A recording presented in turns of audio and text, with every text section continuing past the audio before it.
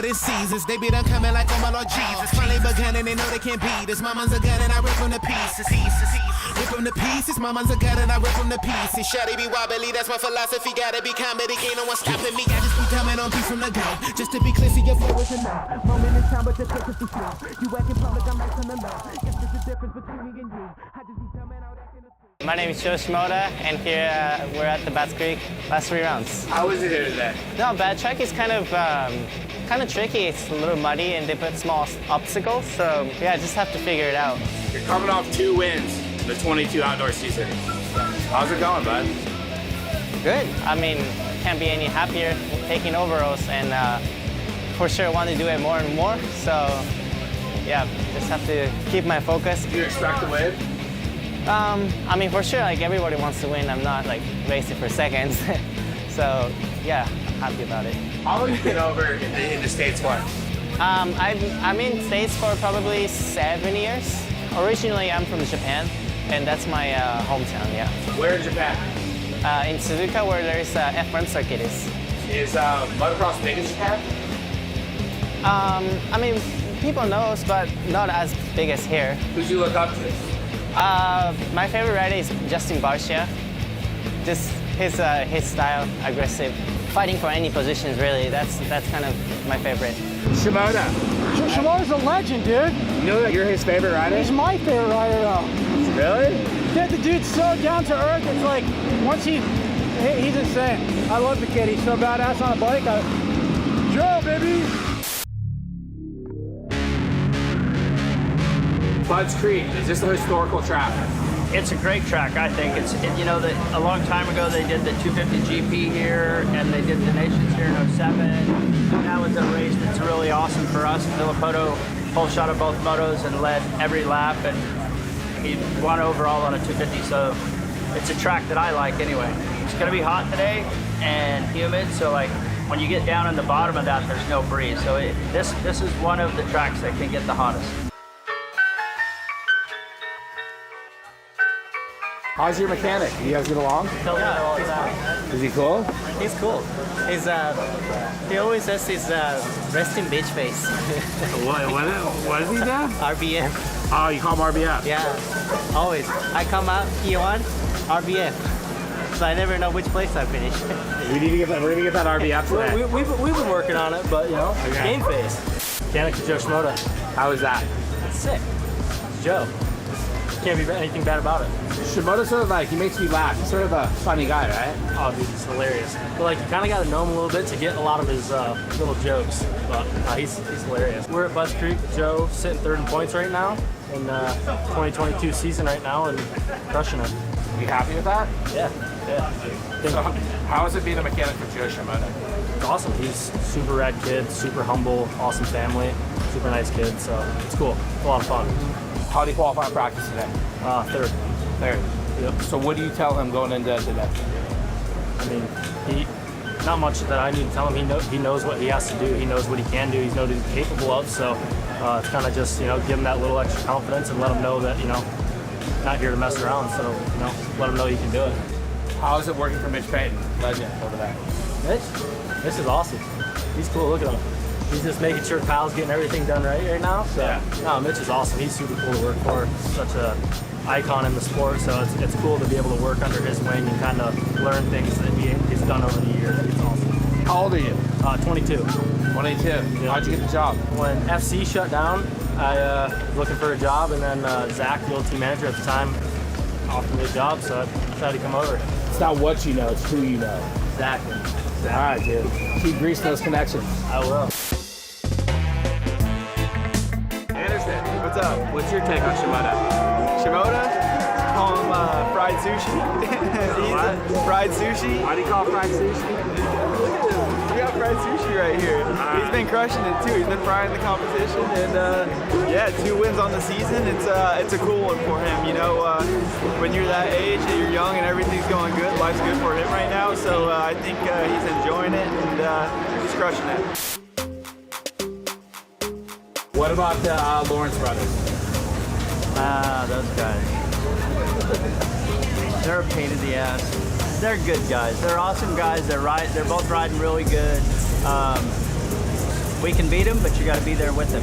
The Lawrence brothers, you got Justin Cooper. I mean, it's a pretty, those are some tough guys to beat. For sure, if you want to be in the mix of top 3, definitely have to get a start. For sure, you have to stay in it for 30 minutes.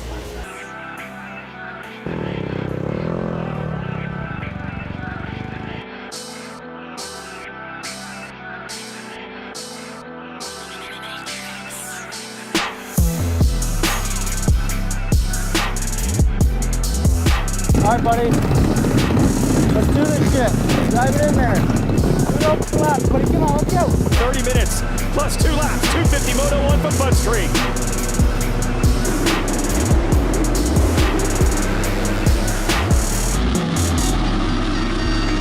Shimoda, man, he had been nailing the starts the last few weeks, but mired right now.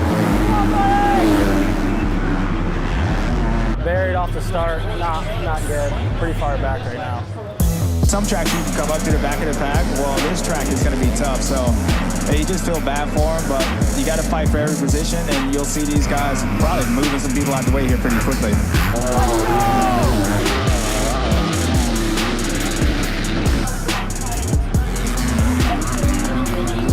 Let's go!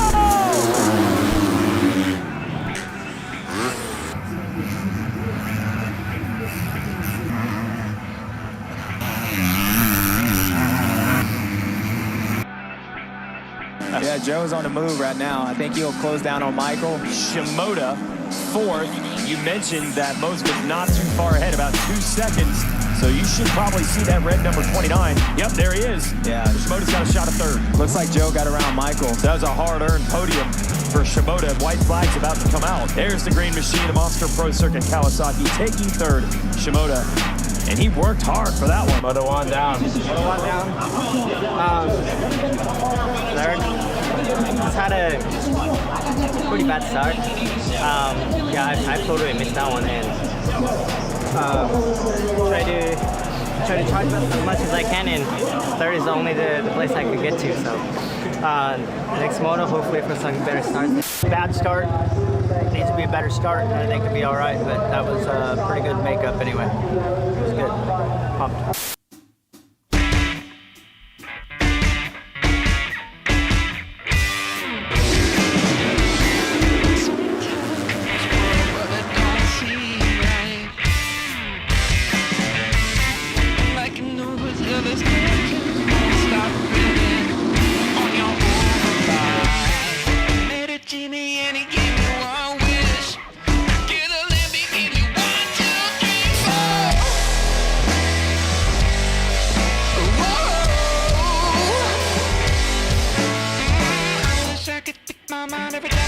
I built my wall, but you're just knocking me down brick by brick.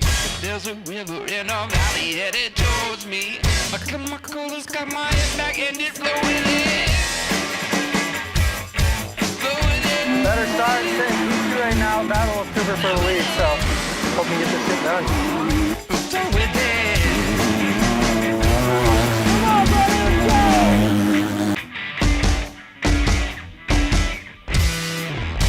Pass, we're 3.5 second gap right now. Just gotta keep putting in good 3 laps, keep it going. Yeah, buddy!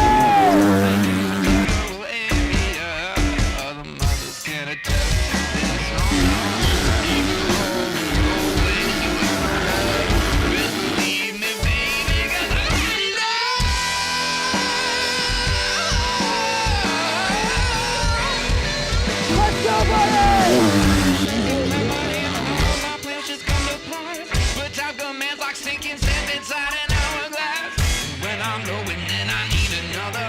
Yes, got it. Moto win, bud. Second place overall, but the motor was so fun. Just like had a battle with Cooper in the beginning, and which is tough, but made it happen at the end. So yes, happy ending.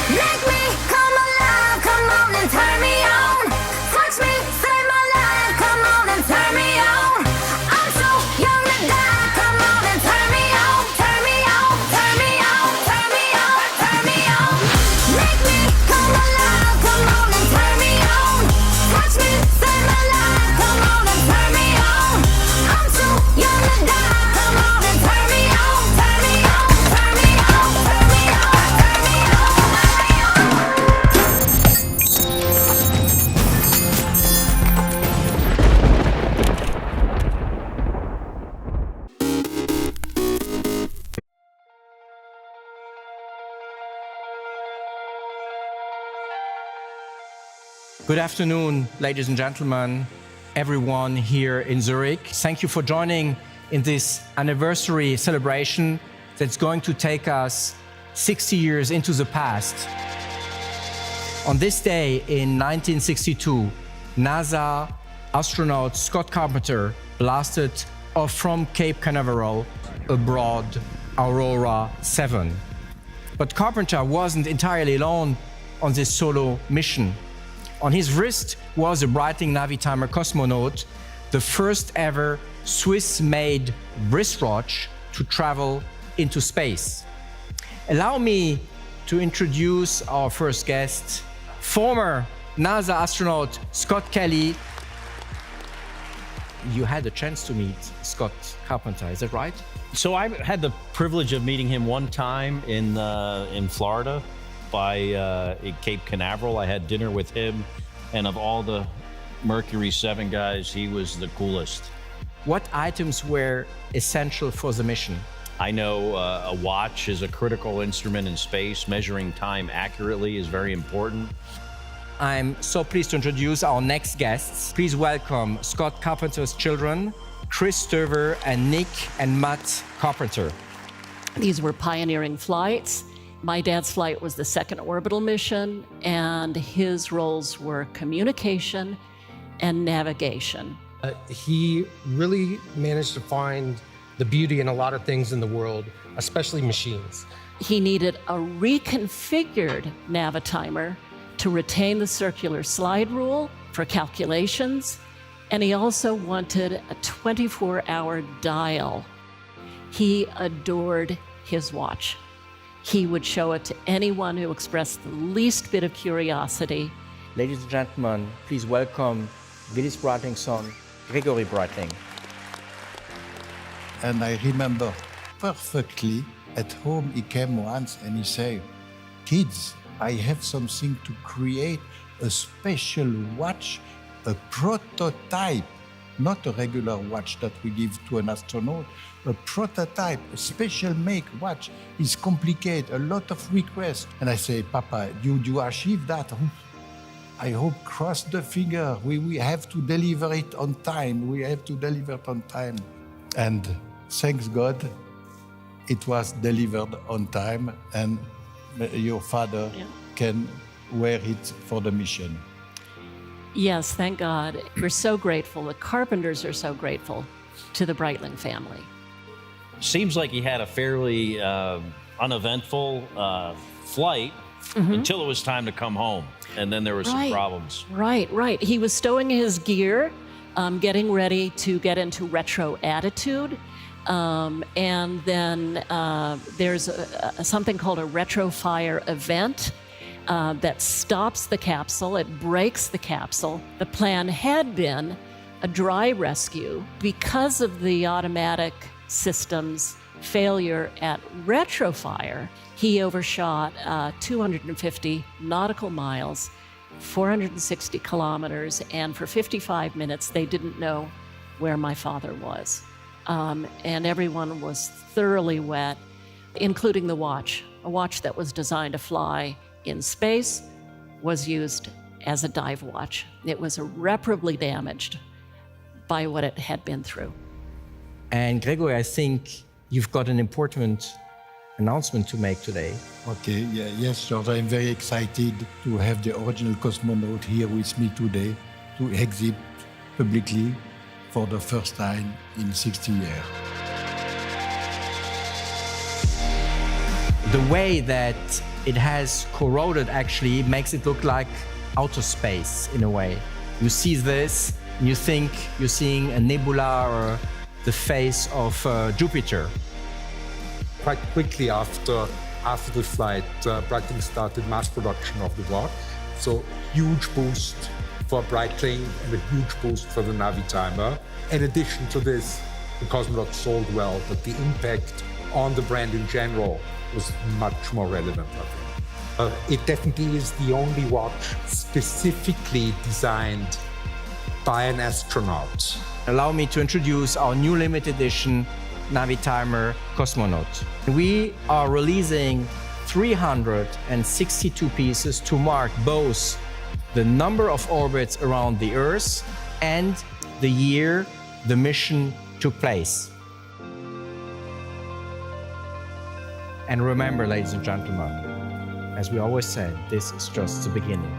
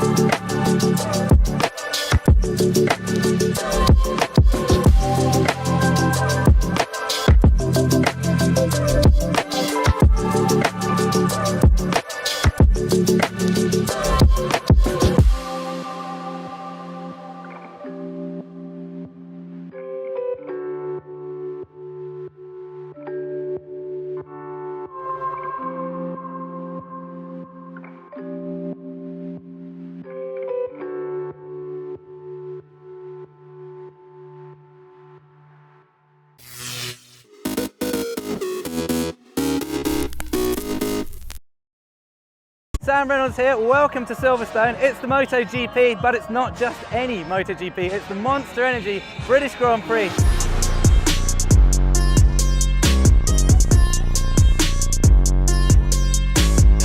We're here in the Monster Energy area, we've got some sick BMX jumps, loads of other cool stuff too to check out. Let's quickly drop in and then go see what's around.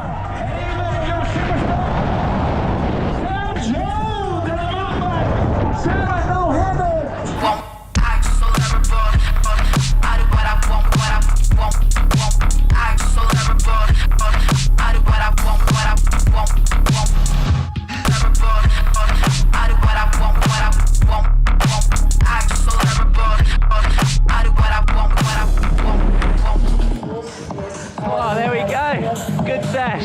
Let's go freshen up with a haircut. Hello, mate. All good.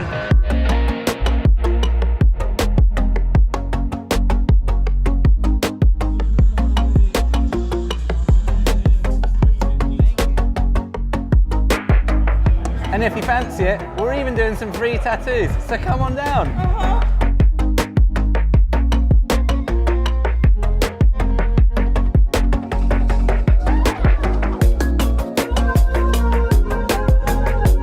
Right, let's get back outside. Looks like the rig riot's just kicked off. Let's go see what it's all about.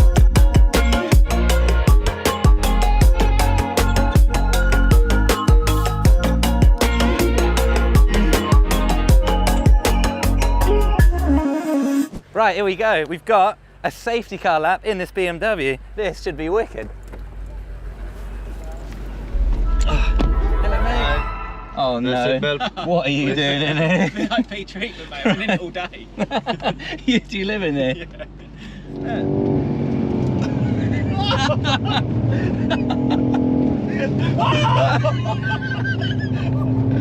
Yeah. No way. I can't believe that stopped. Yes! That was nuts.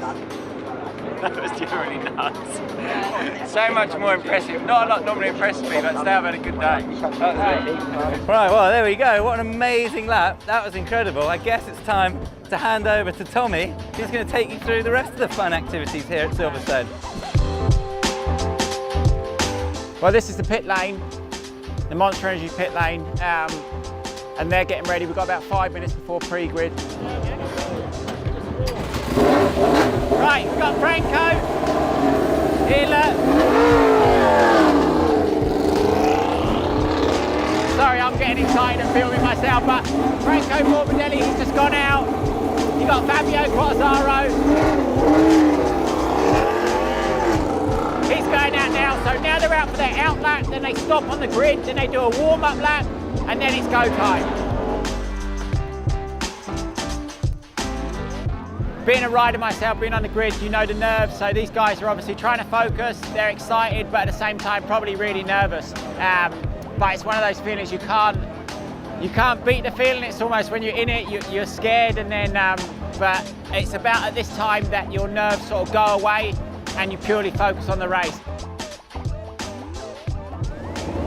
The red flag's up, any minute the lights are going to go on and they're going to be off. 3, 2, 1, and they're off.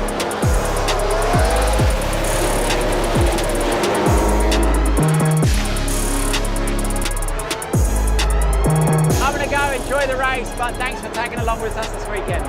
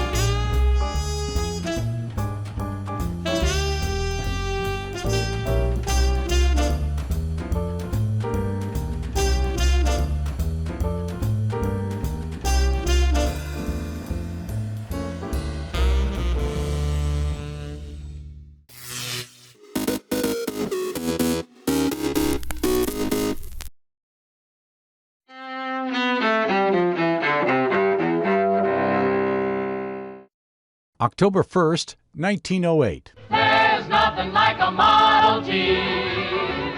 Henry Ford rolls out the Model T, succeeding in his quest to build an affordable car for the masses.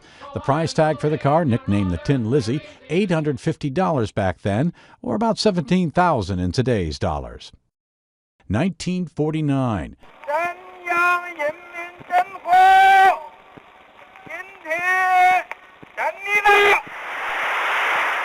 Rise of the first communist state in Asia. Mao Zedong proclaims the People's Republic of China in Beijing's Tiananmen Square, ending years of civil war. That happens after Chiang Kai-shek's nationalist government is driven into exile, resettling in what's now Taiwan. 1903. It's play ball in Boston as Game 1 of the first World Series gets underway. The visiting Pittsburgh Pirates beat the Boston Americans 7-3. But the Americans, now known as the Boston Red Sox, win the best-of-9 game series. 1962. Johnny Carson debuts as the host of NBC's The Tonight Show. His reign as TV's king of late night lasts for nearly 30 years. And 1971. Walt Disney World, home of the Magic Kingdom, Epcot, and more, opens in Orlando, Florida. Today in history, October 1st. Tim McGuire, The Associated Press.